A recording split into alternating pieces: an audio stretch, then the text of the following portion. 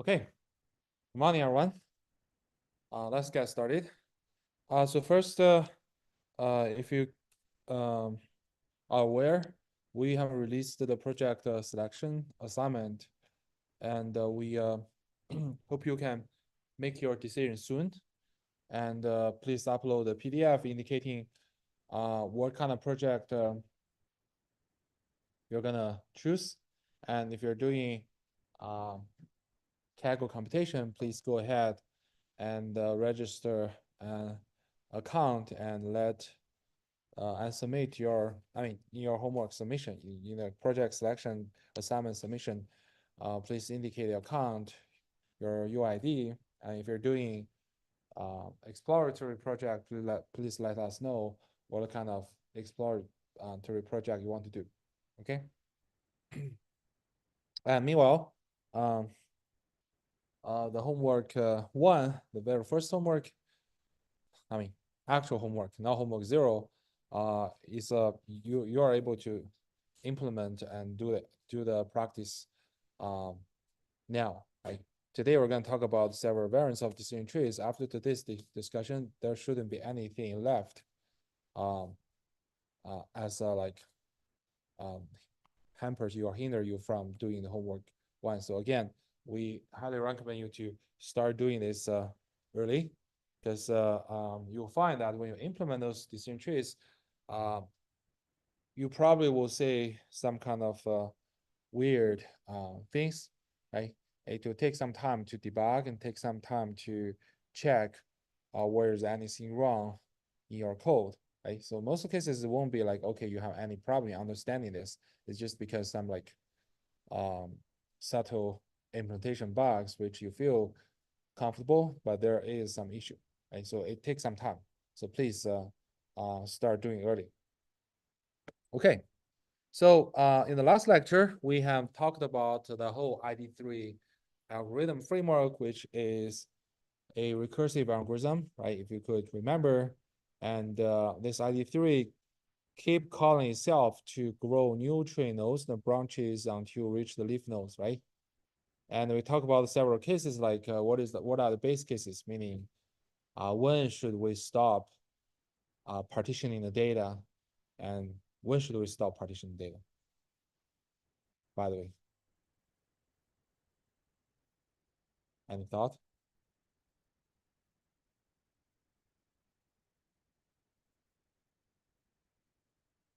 No one help me?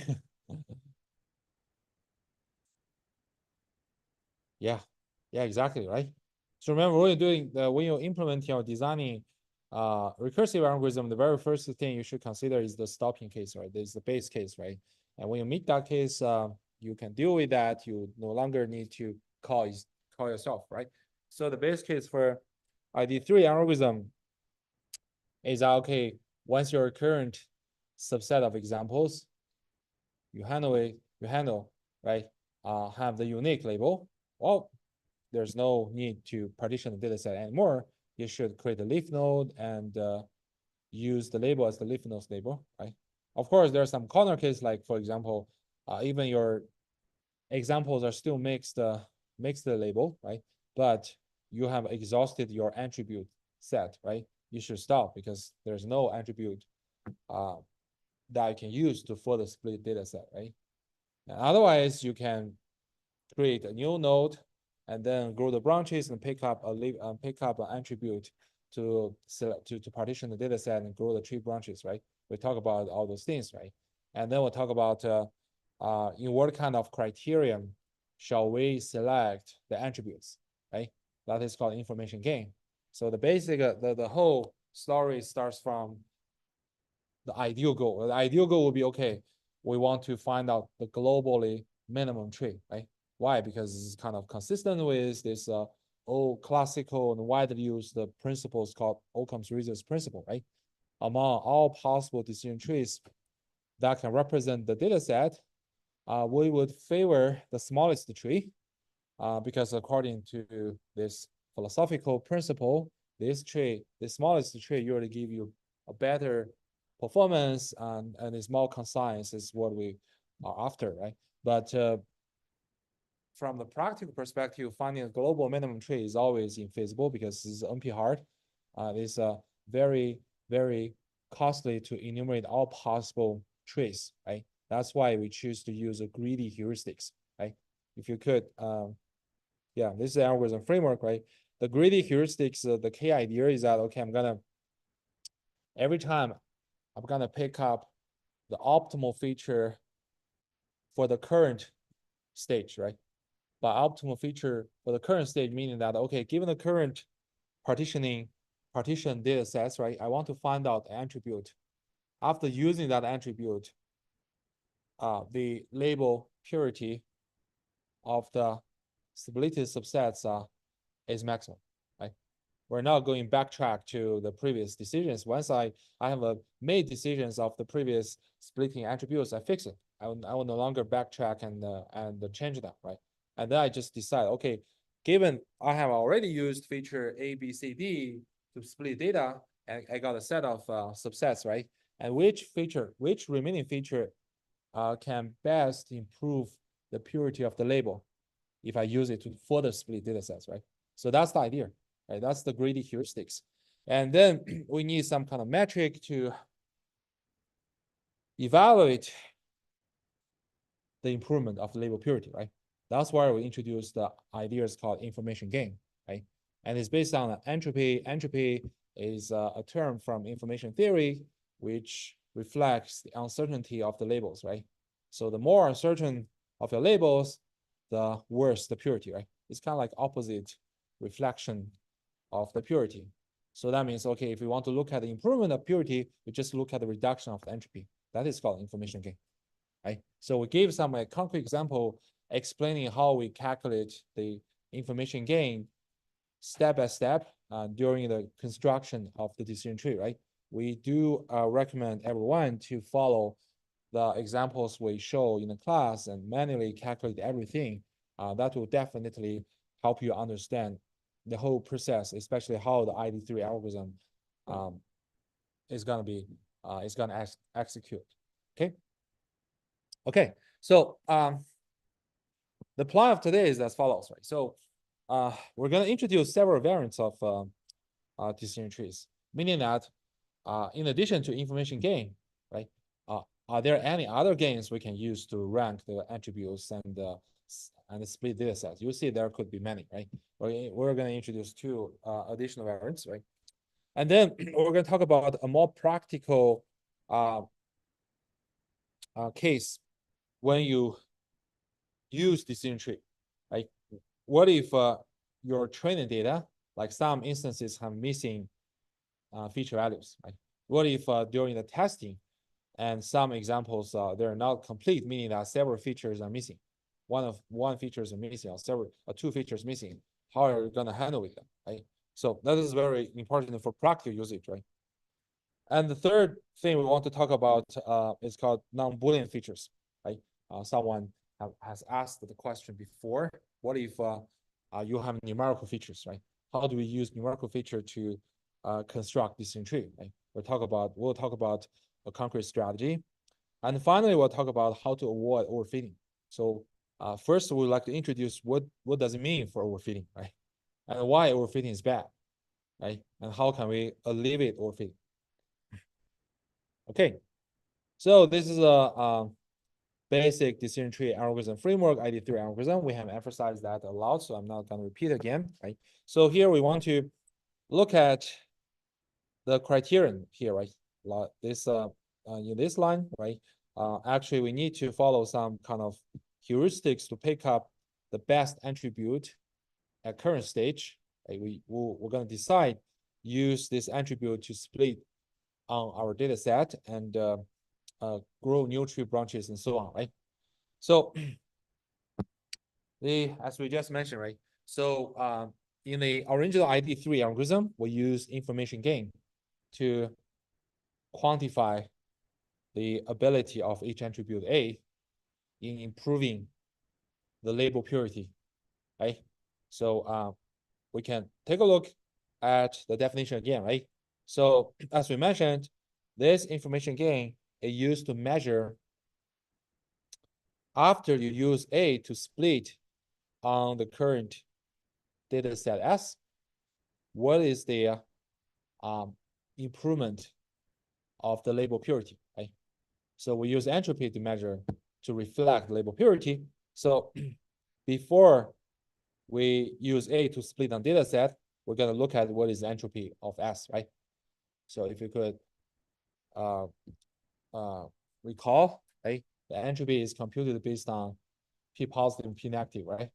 Positive ratio, negative ratio, there's a formula on that is quite mechanical, right? And then after we use A to split S, right? Imagine different values of A will correspond to different subset, right? And that means, okay, for each subset, SV meaning that every example takes the value V for feature A, right? We're going to calculate the entropy again. And then we're going to calculate a weighted average of entropy over those splitted subsets, right? The weights here is proportional to the size of the subsets. Does it make sense? Right? And we emphasize this is important because some subset might be way larger than the other subset, right? Of course, the larger the purity of the larger subset is more important than the purity of the smaller subset. That's why we need to weight their entropy. And then we do this weighted average. And then we look at, okay, what is the reduction of the entropy after you're using A to split S into those different subsets SVs, right? So this reduced entropy or reduction of the entropy indicates the improvement of the purity of the labels across different data subsets, right? So that's how the classical ID3 algorithm choose, right? So now let us think about like, do we have alternative choices, right? So here, basically the framework is like, okay, I'm gonna measure some kind of label purity before splitting data. And then I'm gonna label the label purity after I using A to split the data, right? And here we choose the measurement as entropy, right? This is some kind of term borrowed from information theory, right? So, but there is entropy the only way to measure the purity of your labels? Obvious not, right? We probably can come on others easier or simple or more straightforward ways to quantify the purity of the labels in your data subset, right? Does it make sense? Right. So here we introduce like two variants. The first is called majority error. So what does majority error mean? Like, so it basically means that, okay, I'm gonna use my majority label in this data set as the prediction for every example in this data set. Then I'm gonna look at what is my error. Right? Let us look at some example, right? So suppose at some like train node, we know each train node is associated with a subset of examples, right? So suppose in this node, we have 20 examples in total. 15 are positive, negative are 5 are negative, right? And then what is the majority error?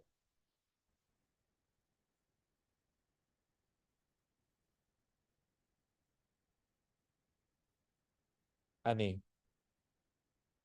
wants to try? Just follow the definition. 5, right? Why? Because what is the majority label? Positive, right? So that means like I'm gonna predict every example as positive. Then how many mistakes I'm not gonna make? 5, right? And that means like majority error will be 5 over 20, right? Which is 1/4, right? Does it make sense? That's the definition of majority error. You just use your majority label in your data set and predict the label of every example, right? And then what is the error? This is called majority error, right? So now I want to ask, right? Suppose you're handling like binary cases, meaning that your label is either positive or negative, right? And what's the maximum value of the majority error?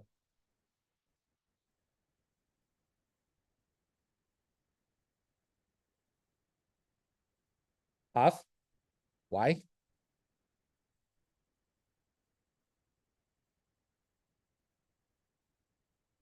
Won't majority error be over half? No. Why?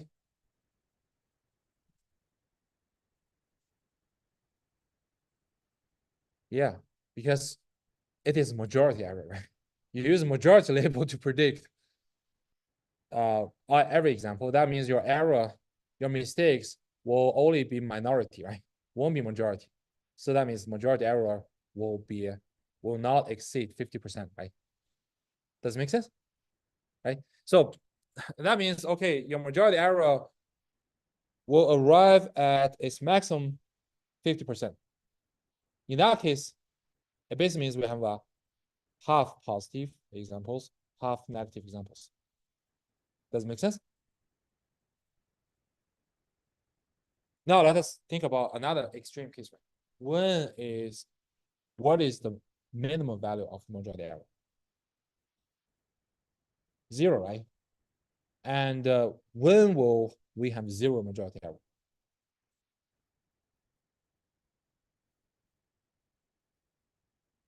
Yeah.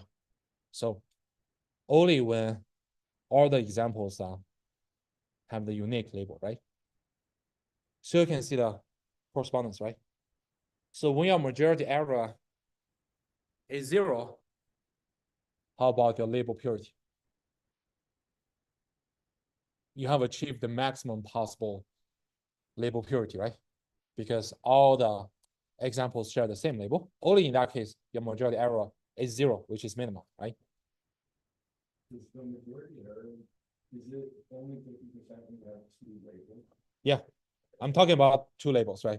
Of course, it's if it is more than 2 labels, 3 labels, no, it's not, the maximum value won't be 50%. It will be like 1 over k. K is the number of the, yeah. Okay, that's one case, right? So let us consider the other end. Right? When the majority error is maximum, as we just discussed, which is 50, right? 50%. And in that case, you must have half positive labels, half negative labels, right? And this is a case where you got lowest purity of the labels, right?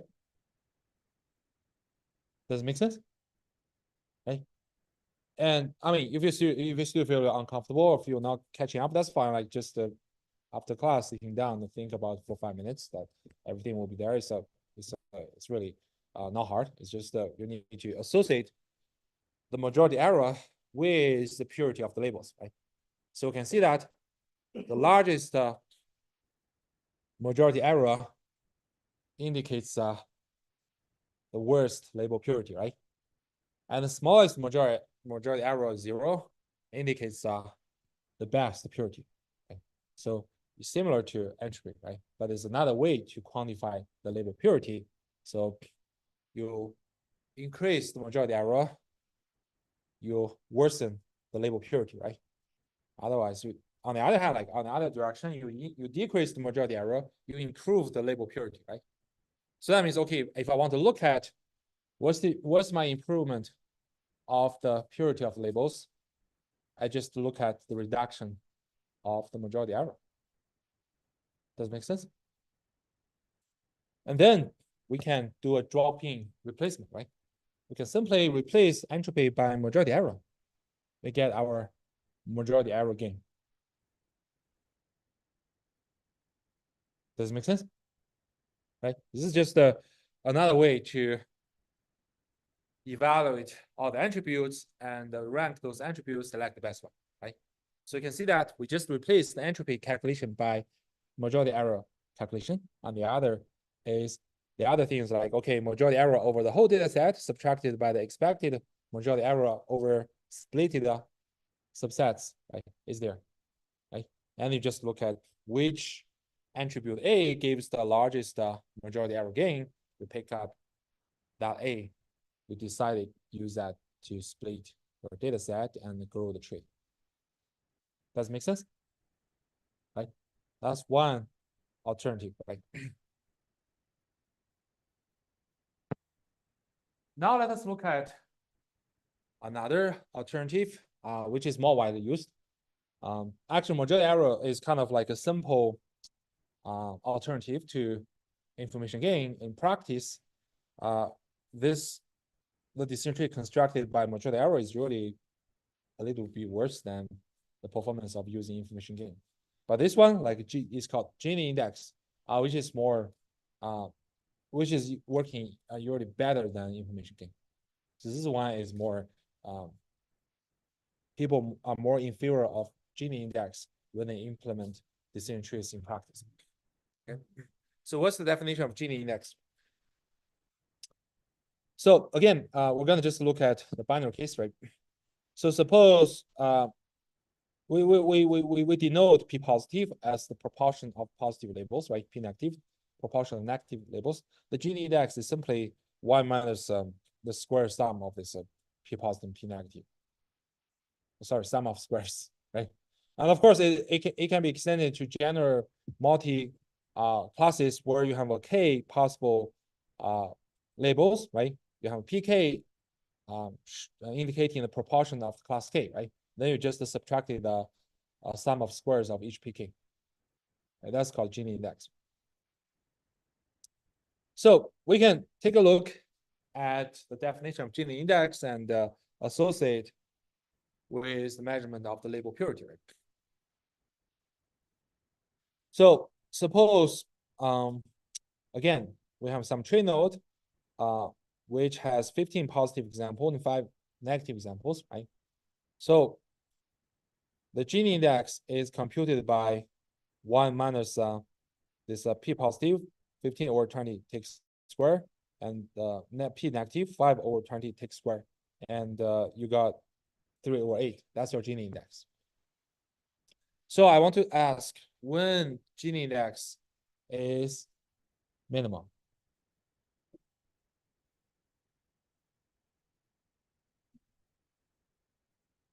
Yes, right?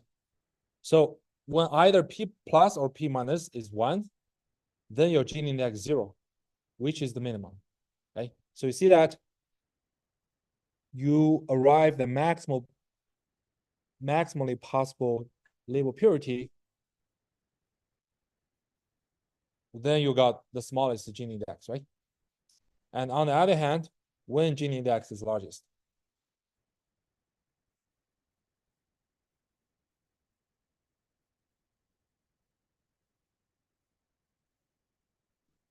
Which is half, right?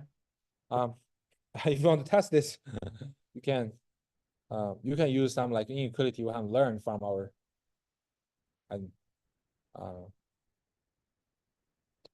7th grade or 8th grade. If everyone can remember, right? So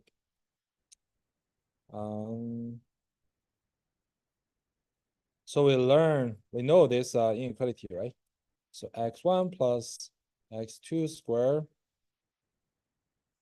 is no less than 2 times x1 times x2, right? So this is the basic inequality you have learned, I guess, in 7th grade or 8th grade. I can't remember, but it was a long time ago. And this equality holds when x1 equals to x2, right?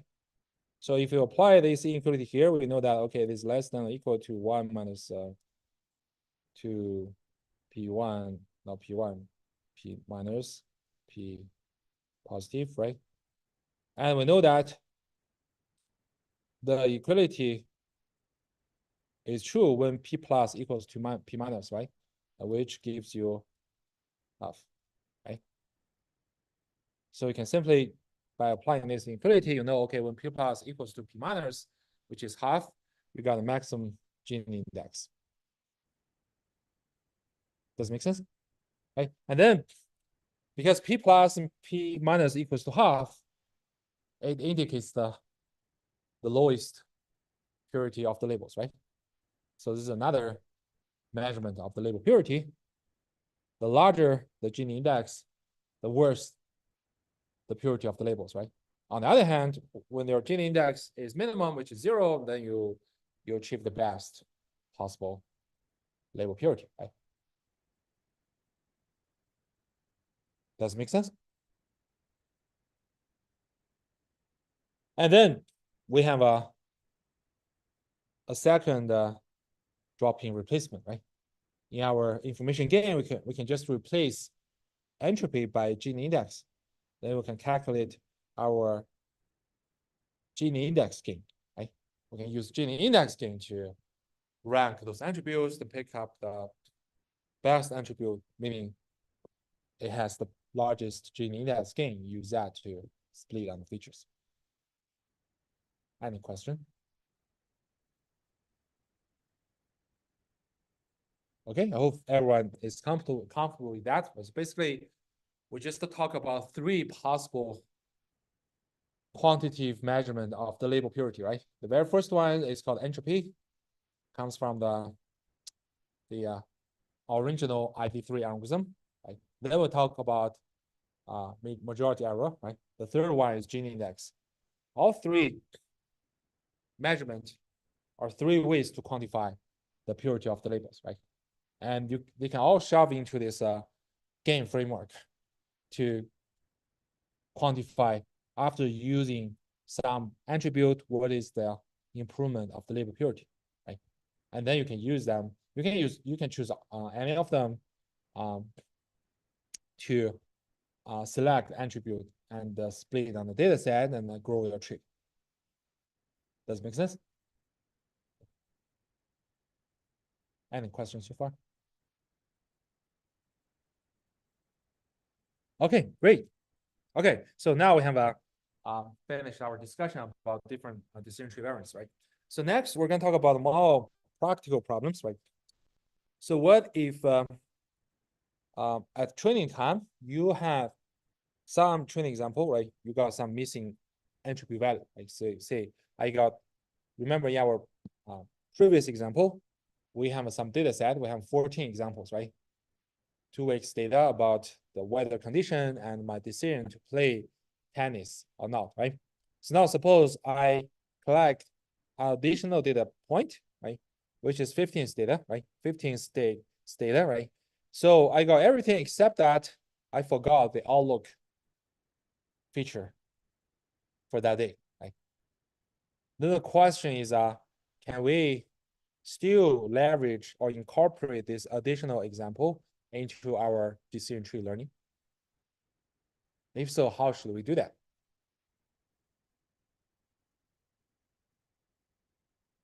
Any thought?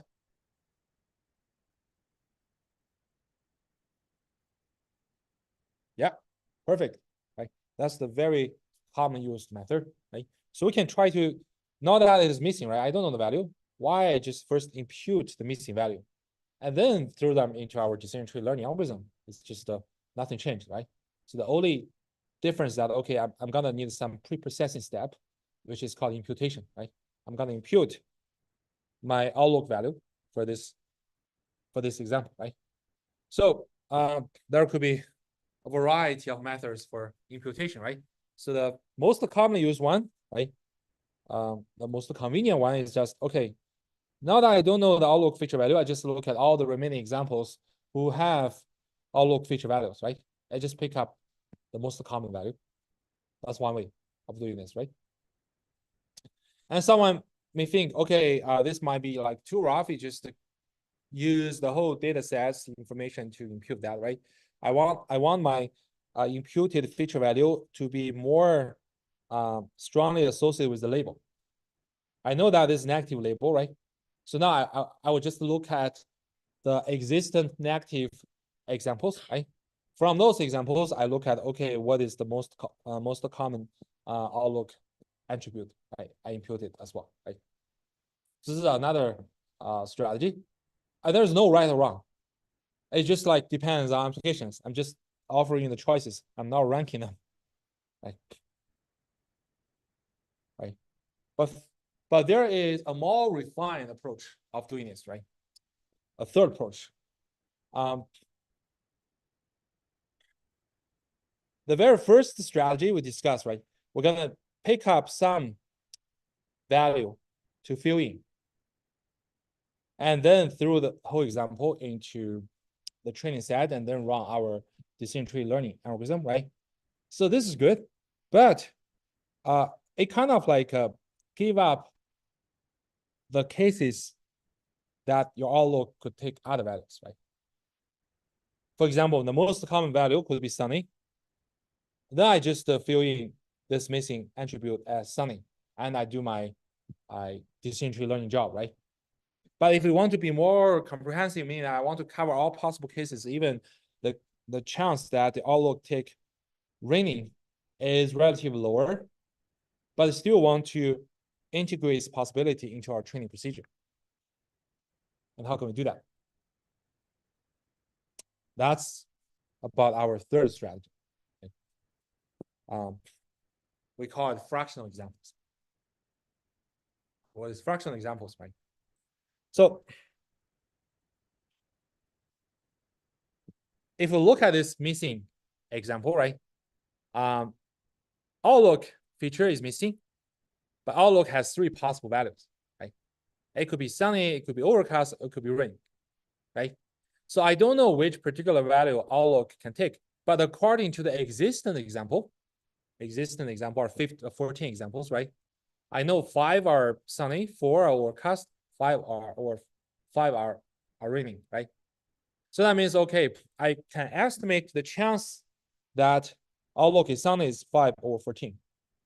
The chance outlook is overcast is 4 over 14, and the chance of raining is 5 over 14 as well, right? So now, because I want to cover all possible cases, I want to consider all the possible value choices, right? Now I'm going to break this single example into 3 fractional examples. You see that? I'm going to create 3 examples, but I already call it fractional example because it's not one example. The first example, which I fill in sunny, and this example only a 5 over 14 example. It's not one example. Remember, the quantity is not one, the quantity is fraction. And I consider the second example, which I fill in overcast. And this example is 4 over 14. It's not one example. And third one, I fill in 5 over 14. And this example is 5 over 14. It's not one single example. It's a fractional example. And this doesn't change the total quantity of examples. Why? Because if I add up those fractions, it ends up being 1.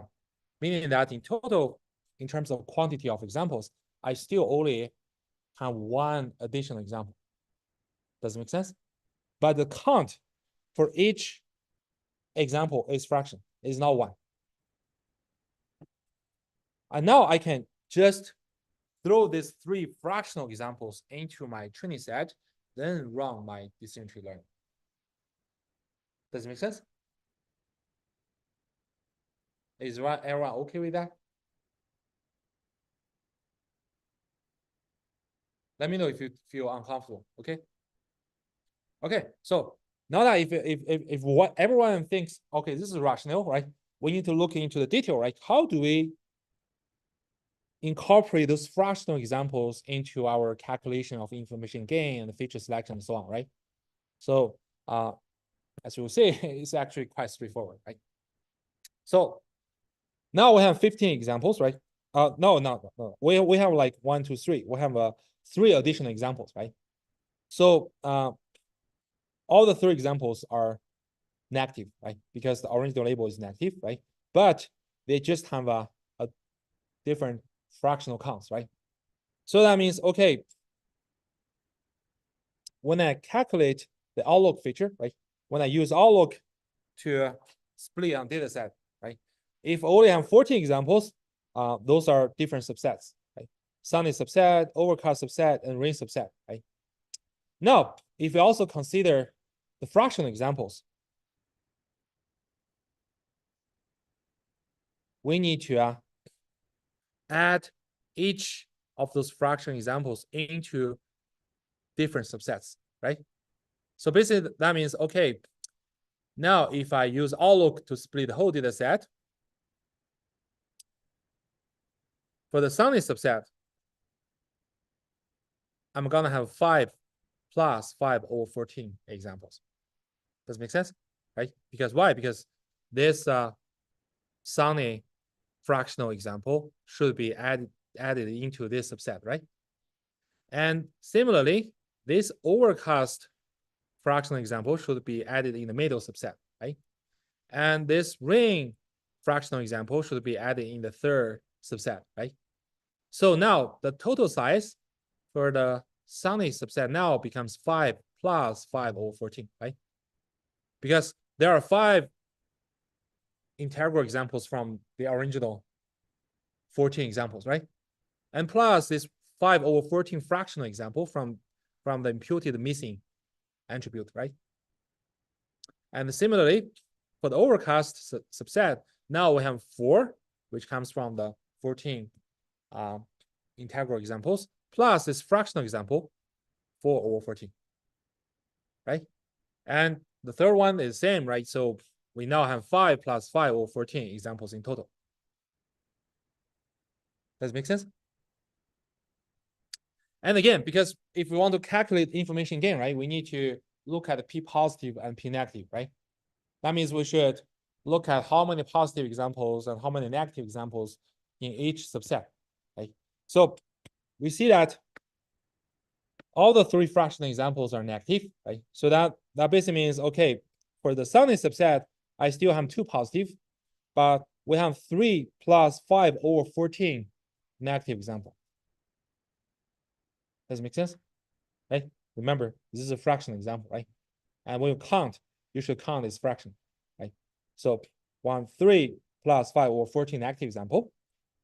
And for the overcast subset, 4 positive, but 4 over 14 negative example, right? And similarly, for the rain subset, 3 positive and 2 plus 5 over 14 example. Right? And then according to, the positive number, negative example, you can just calculate P positive, P negative, right? We take a look at the Sunny subset. Our total size will be 5 plus 5, 14, right? And our positive ratio will be 2 over this total size.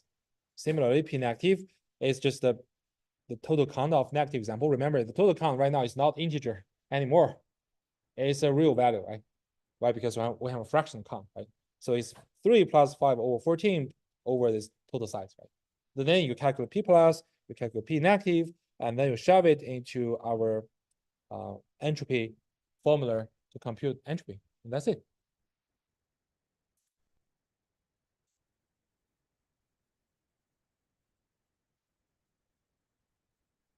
Why do we do the fractional example into the? Because the missing attribute example is negative, right? You split them, okay, you can split them into multiple fractional examples, but every example should have the same label, which is negative, right? Right. Any other question?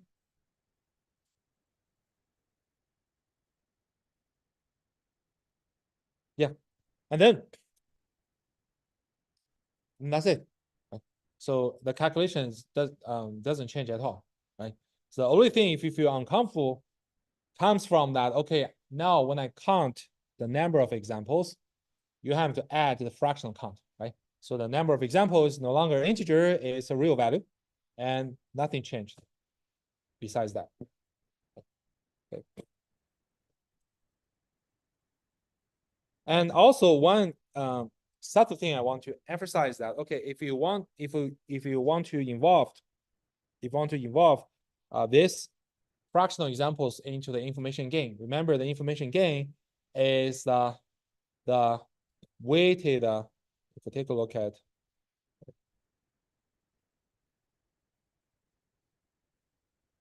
is the reduction of the weighted entropy, right? So you have to, the weight of each entropy is proportional to the size of the subset, right? And now the size is no longer integer, is a real value, right? Remember, we SV might add some like fractional example. So it'll be like 5 plus 4 or 14, something like that, right? So when you do the weighting, just do not forget about this point. Okay.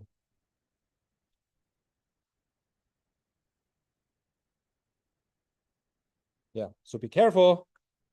When we calculate information gain, the entropy is now weighted by the non-integer size, right? And similarly, when you calculate the majority error gain or Gini index error gain, it's actually follow the same process, except just be careful when you do the weighted average of those majority error or Gini index. For every subset, you have to look at their total size, right? Which is not an integer anymore. It's a continuous value because you add some fractional example, right? Okay, so I just want to ask, right? If you want to compute the majority error, how do you compute that?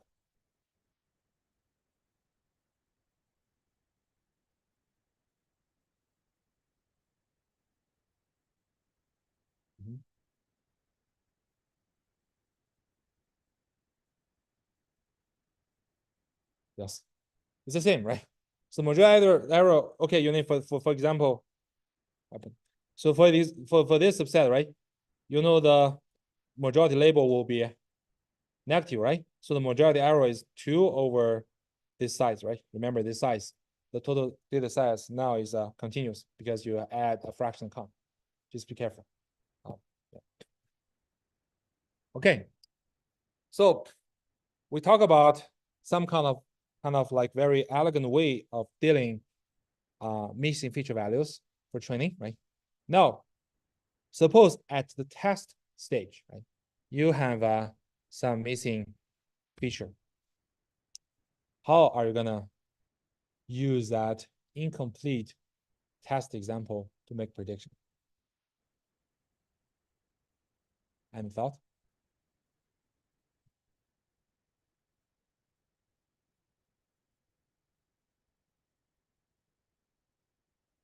Like suppose I now have a test example, right? It's like this. I don't know the label because it's a test example, right? I want you to you use your learned decision tree to give me a prediction of the label. How should we do that?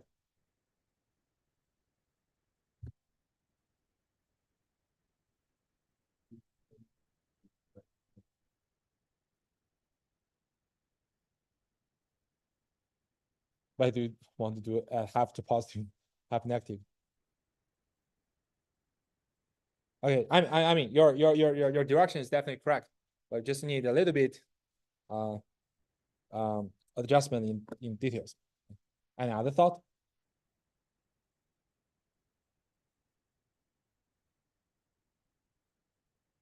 Of course, the most straightforward way is that, okay, I'm gonna impute the value of this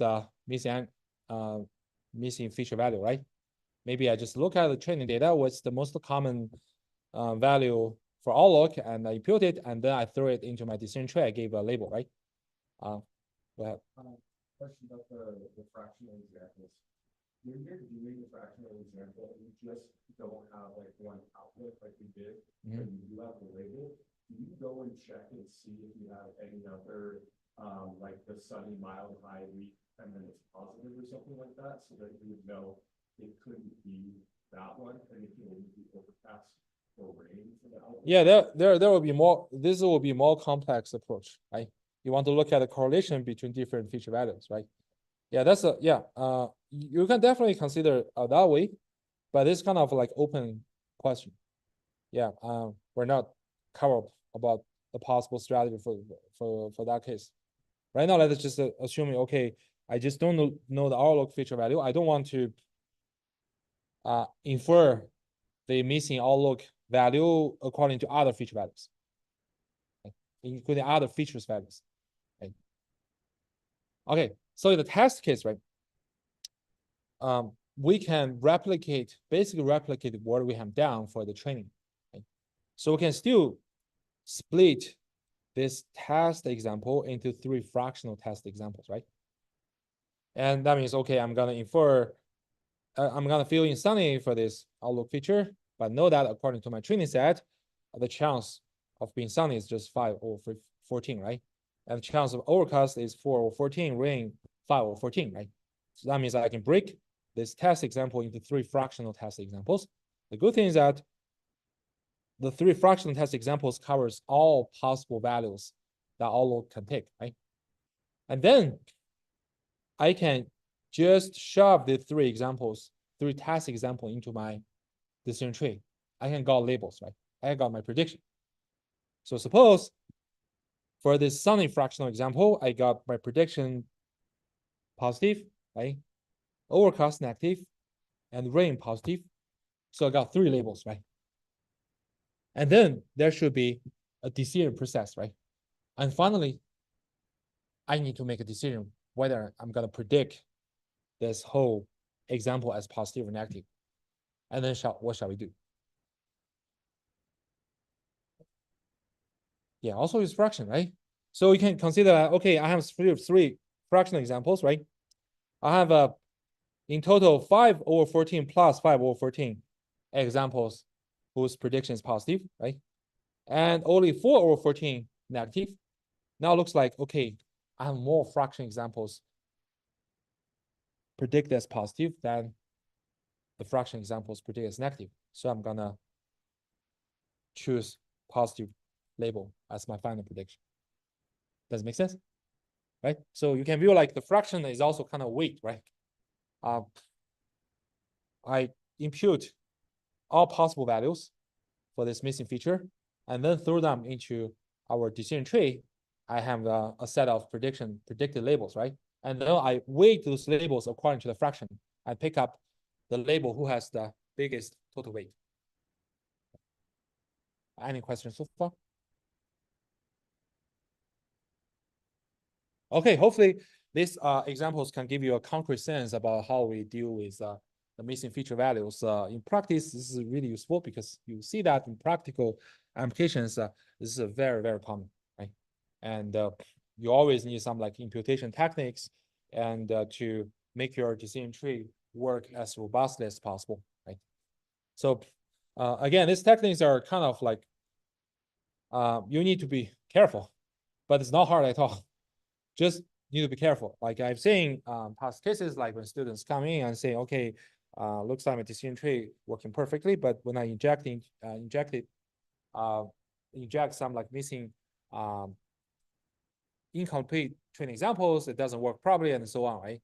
And most cases like they forgot the fractions in somewhere. Right?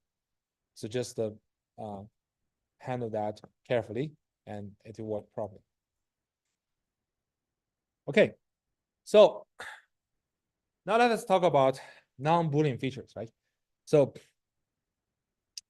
first we can think about, okay, if your feature can take multiple values, right? In our case, like in Outlook, you can take 3 possible values. So once we decide to split on data with Outlook, we're gonna grow 3 branches, right? But if you consider some features might take like 1,000 possible values, right? For example, one feature could be brand, right? You might have 1,000 brands. And if you use that as your as the decision to split on data, you're gonna grow 1,000 branches, right? That make your tree too big, too wide, right? So that's why in practice, this strategy is not that popular. That means, okay, I just grow as many branches as the distinct values you can get, right? Instead, we're gonna convert each feature value into a binary feature. Like if your Outlook is Sunny, in other words, like we're gonna convert this Outlook feature into 3 binary features. Whether your Outlook is Sunny, whether your Outlook is overcast, whether your outlook is ring, right? So basically, you know that whatever, whichever value outlook takes corresponds to one particular binary feature who is true, right? So then you actually convert all the multi-class attributes into a set of binary features, right? And then every time you grow the tree, you only grow 2 branches, right? Yes or no, right? And you can imagine, okay, you're doing like a binary tree, you're constructing binary tree. That would be kind of like restrict the width of the decision tree, which is more consistent with the Occam's razor's principle. Does it make sense? Any questions so far?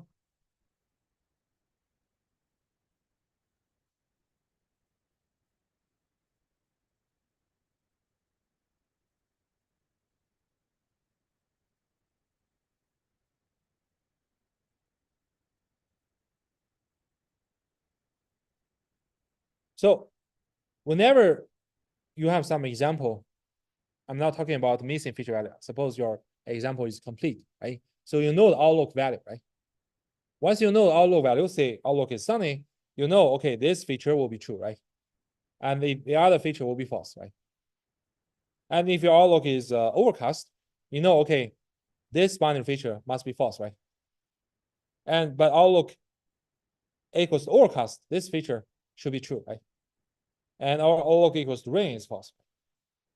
So basically, it's kind of like a once you know the original features value, there will be one binary feature is turn on, right? The other binary feature turn off. Any other question? Okay, great. And for numerical features, actually, we have talked about that before, right? You have numerical features. The way of doing that, okay, we're gonna set up some thresholds, right?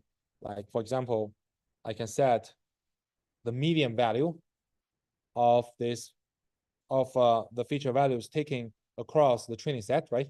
And I just look at, okay, if the feature value less than its median, it's binary feature, right? If yes, and I grow the left branch. If it's true, I grow the right branch, and that's it, right? But someone asks, okay, can we do more than one threshold? I can even do like ranges, right? I can partition the numerical values into say 3 sections, right? 3 ranges, and then I look at which range the feature value falls in. Then you have one branch, right?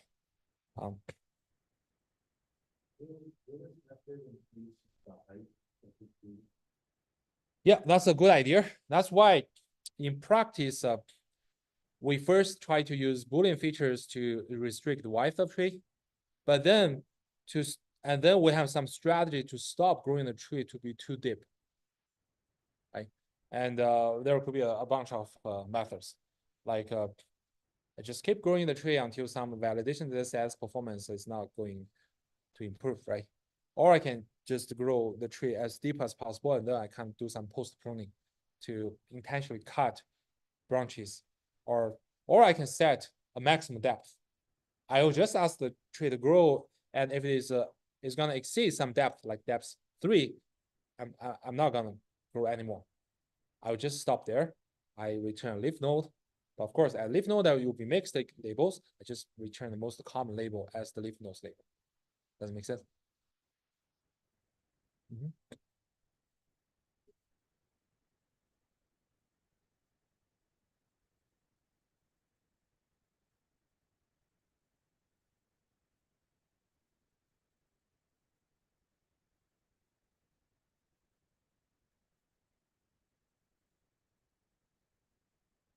Yes, I think the answer to the previous question is that, okay, you're gonna first restrict the width, right? And then when you grow the tree, you have a tons of ways to limit its depth, right? By the beginning, you should restrict the width because the tree is always growing from top to bottom, right? I first convert those attributes into Boolean features. So that means your tree-wise is at most, for every node, you at most grow 2 branches, right? But of course, the tree could grow to be very, very deep. So we have a bunch of mechanism to stop it from growing too deep. Does it make sense? Any other question? Okay, so we'll return to that point later, right? Especially how we're gonna innovate the tree growth or postpone the tree to avoid the tree to be too deep. Okay, so the last thing we want to talk about is a very important concept called overfitting, right? So you might have heard of this word everywhere, right? If you are doing some machine learning, and it sounds like overfitting is kind of like a very dangerous phenomenon, right? It's something we are trying hard to avoid. But here we're gonna explain what does it mean for overfitting. And the overfitting is not good only when your data has noises. If your data doesn't have noises, overfitting actually is good. So, but right now, like people when talk about overfitting, it seems like it's a bad term. It's not that bad term. So, to introduce this concept, again, we're gonna start with some concrete example, right? So, suppose we have a learning task. We want to learn a Boolean function with n binary features, right? So, so here we just said n is 2. That means I got 2 features, x0 and x1, and x0 and x1 are both Boolean, meaning that it can either take true or false, right? And also my label is Boolean. I mean, the label is either true or false, right? And this is my all the possible instances, right? Remember, because every attribute is binary, so you have at most 2 to the power of 2 examples, right? So you have at most 4 examples, right? So you exhaust all possible instances in your instance space. You give the ground truth, right? You want to learn decision tree, and what is decision tree will be look like. So you can practice by yourself, but here to save our time, I'll just give you the decision tree, right? If you run ID3, it will give you this, right? So you see that this is kind of consistent with the data you provide, right? So when X is false, right? No matter X1's value, Y is false, right? And when X is true, no matter how is the value of the X1, it always true, right? That's the decision tree, right? And please convince yourself by manually run ID3 to generate this tree, right? This is kind of like small after class practice. In fact, you can use decision tree to perfectly learn an arbitrary Boolean function, as long as you provide all the possible instances to the tree. Why?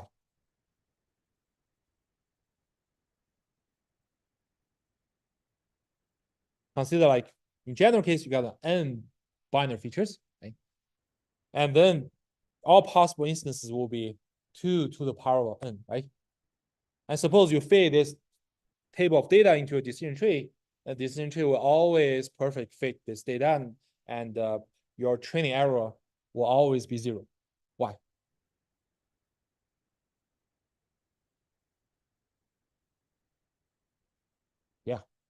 Yeah, hit point.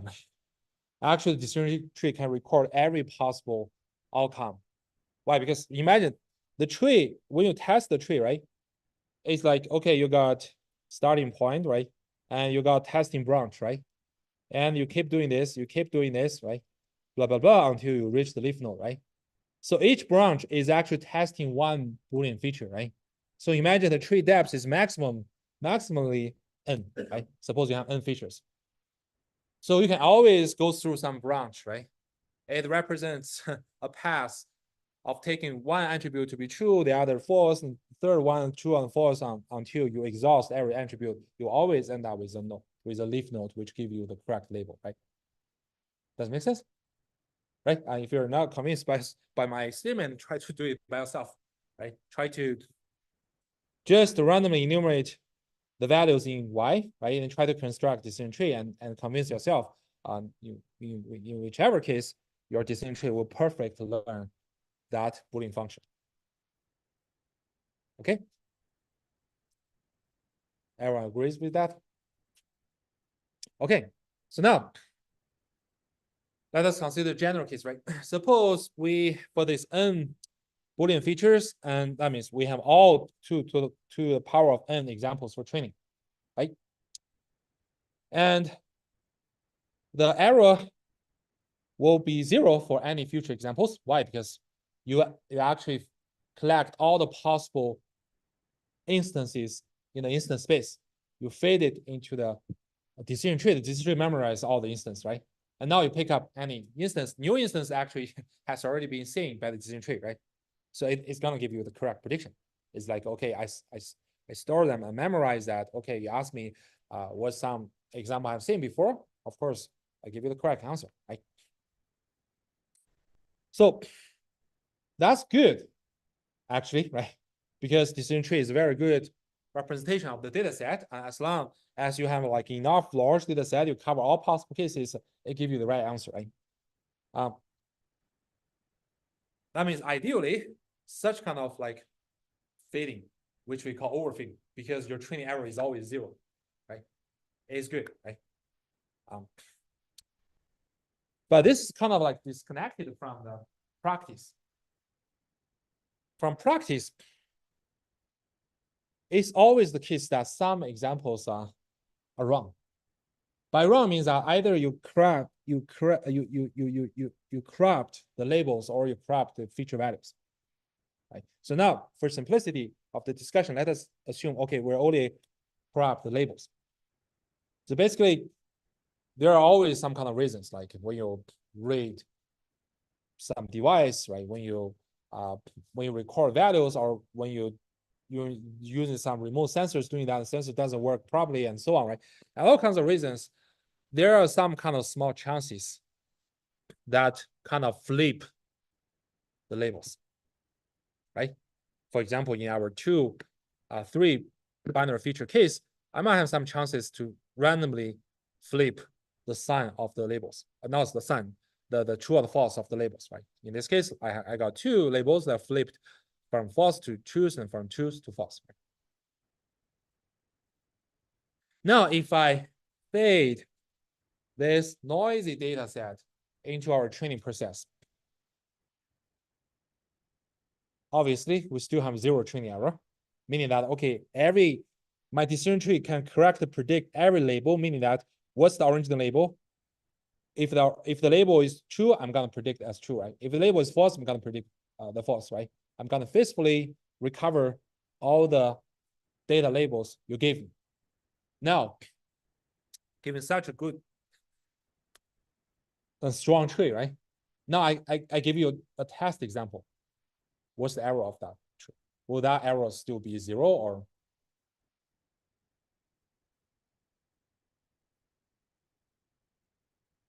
It's not, right? Why?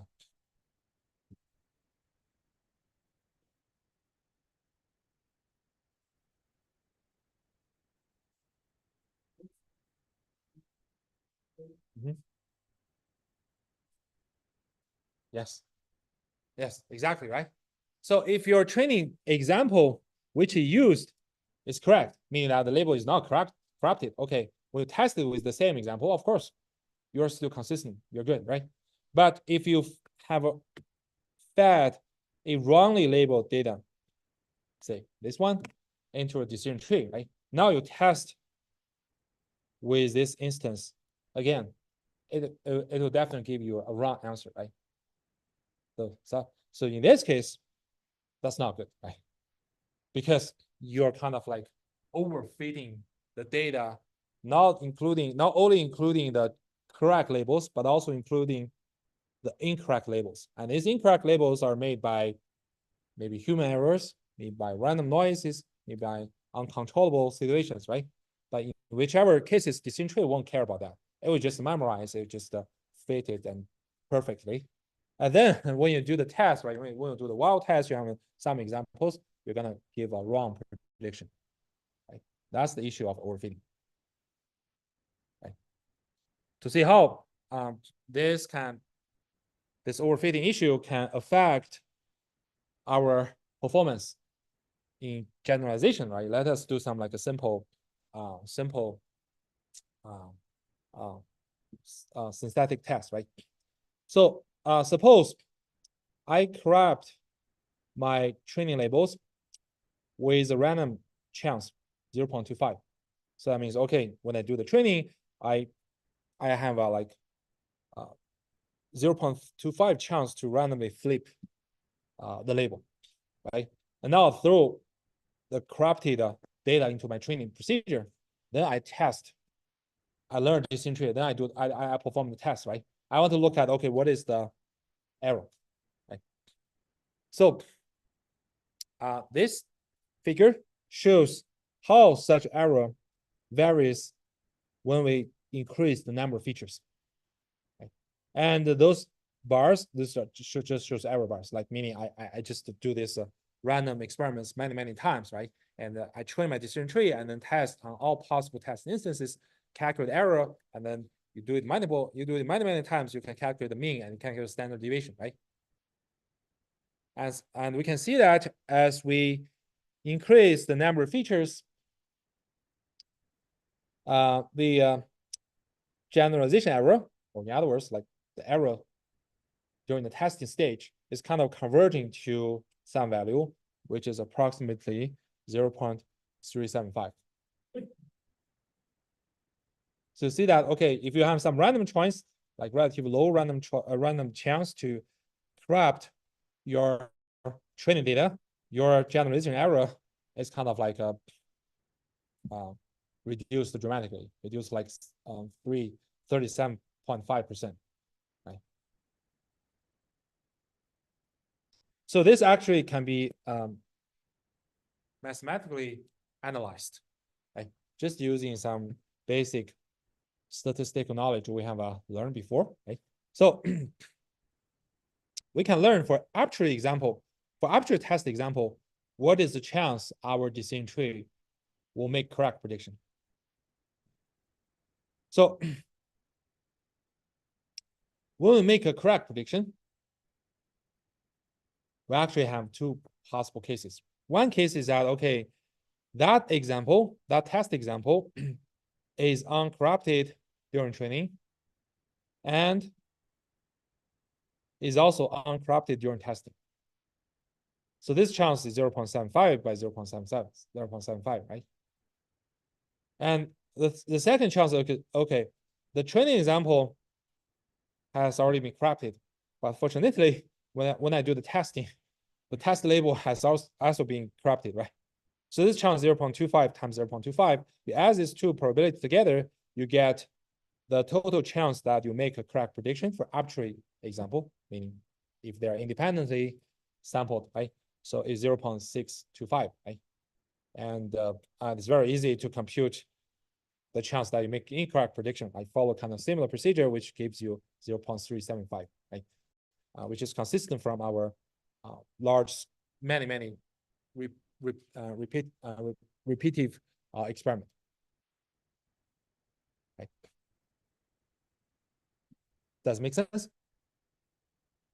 So now we can see that, okay, if you corrupt your training data with some kind of noises, that will lead your decision tree fit the noises perfectly as well, right? And the fitting of those noises actually hurt your generalization performance. That's why people don't like overfitting. As a comparison, right? If you take a look about the training accuracy, you see that in whichever cases your training accuracy is always 100%, right? Because it's the power of decision tree. If you feed the binary data to it, it will perfectly memorize every data instances, every label associated with the data instance, no matter your label are actually flipped or not, right? So Then why classifier is not perfect? Because the classifier overfits the training data. When training data is filled with some noises, this overfitting will deteriorate the generalization performance. Right? However, if your data is perfect, right, your data doesn't contain any noises, the overfitting is fine. Actual overfitting is good, right? Because there's no noises, right? You're fitting real data, you're fitting true data, right? And then your test data, when it comes in, right, it kind of like your prediction won't be distorted by the noises.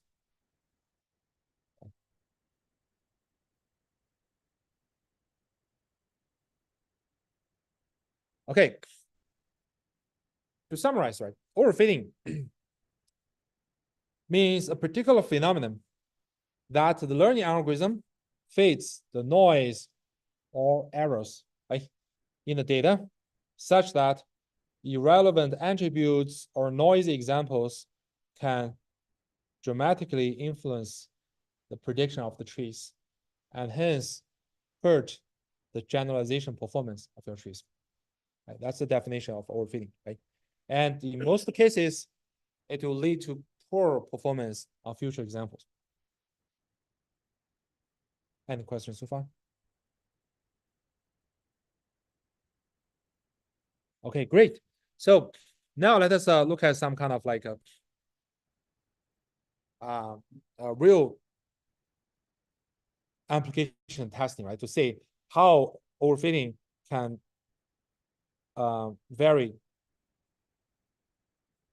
or overfitting can how overfitting can hurt the practical applications, right? So this figure copies from the classical book from Tom Michel. So book is called Machine Learning, right? So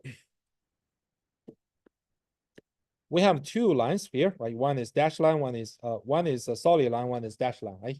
So the solid line indicates the accuracy on the training data, and the dashed line indicates the performance on the test data. So basically, you can view like test data, which is not overlapped with the training data, indicating the generalization performance, right? And x-axis shows, okay, when you intentionally grow the tree size. So we know that when your tree gets bigger and bigger, it can better and better fit the whole data, right? And if you don't limit the growth of a tree, your training error will be zero, meaning that your training accuracy will be 100%, right? So if you look at the trends of these two figures, right, you can see that when you allow the size of tree, namely number of nodes, to get bigger and bigger, the training accuracy is getting bigger and bigger as well, right? Meaning that it is better and better fitting the training data, right? But the test error won't always share this increasing trend. Instead, right, the test data, like at the beginning, of course, when you grow the tree, meaning that you make your trees to be more and more expressive, you can see the test data's accuracy. The accuracy on the test data is increasing as well, right? But at some turning point, right? At some turning point here, right? When you keep growing the tree, your performance on the test data starts to decrease, right? Start to get worse. And when you keep growing the tree, you see the performance on test data get worse and worse. So that's the typical behavior of the practical machine learning practice. Why? Because those data sets are not some synthetic data, not some Boolean function data. It's from some like real world data. And the real world data inevitably will include some noises and errors, mistakes, right? So that means, okay, when we increase the tree size, we will make your model more and more complex. Of course, it can feed the training data better and better. That means like even including those mistakes, those errors, those noises. And meanwhile, it starts to hurt your generalization performance. Right? That's why in practice, like in practical machine learning, like no matter this is a distributed forever, maybe it's large neural networks, right? Deep neural nets, your network, like people are always trying to find the alternating path, right? And here we should stop grow the tree and stop growing your neural network or stop training, whatever. Any questions so far? Okay.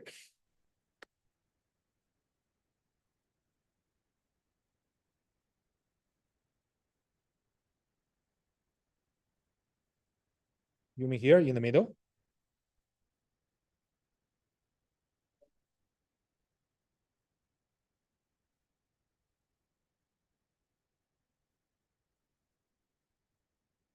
Here? You mean here? Oh yeah, you can stop at 10 as well. But you can see from the from this range, like if you increase the number of tree nodes from 10 to 20, actually test accuracy doesn't change at all, right? And train okay, that's a good question. So this is probably because it does not control the tree to grow like one node by one node. It just record like okay, every 10 nodes and say what is the performance. It doesn't like include okay, when you add one more node, what's the performance change, right? When you add another one more node, it's just because the granularity of the graph. Another question? That's very good observation. Okay, so now that we know, okay, there's some problem with the overfitting issue because the decision tree is a very expressive model, right? As long as you allow the tree to grow to be arbitrarily large, it can memorize all data points, right? This is often not good in practice because in practice, the data often always contains noises, inaccuracies, and errors, right? So that means like in practice, we should come out some strategies to avoid overfitting. How to avoid overfitting? We want to limit the growth of the tree. I want to stop it from growing too deep, right? So there are a variety of methods. Like for example, the simplest method is that I'm gonna fix the depth of tree. I give a maximum depth, like okay, the tree cannot grow over 5 levels, right? If I reach level 5, I just stop growing and make every node as the leaf node. That's the simplest method, right? And there's some extreme case like, okay, suppose I just restrict the number of depths, the number of levels to be 1. You just do once, right? This is called decision stump. Right? So decision stump, we're gonna we look at again when we talk about boosting algorithm. So you see that boosting algorithm is actually a combination of very weak classifiers altogether into assembles a set of weak classifiers altogether into a super strong classifier. So the most often choice the weak classifier is the decision stump. Okay, we also have some other methods to either prune the tree or stop growing the tree. We're gonna discuss about it next Tuesday. Okay, see you next Tuesday. Yeah.